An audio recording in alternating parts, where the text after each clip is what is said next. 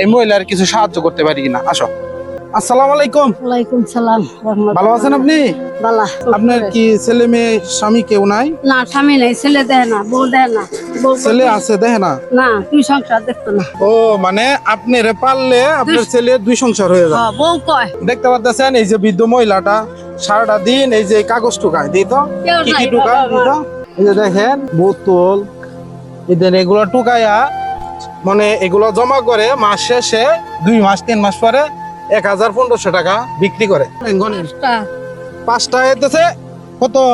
1000। 1000 টাকা। আজকে আর কোনো কাজ করবেন না, ঠিক আছে? আজকে বড়ি লইয়া বাসায় যেয়ে আরাম করেন, ঠিক আছে? ঠিক আছে? আল্লাহ বাবা।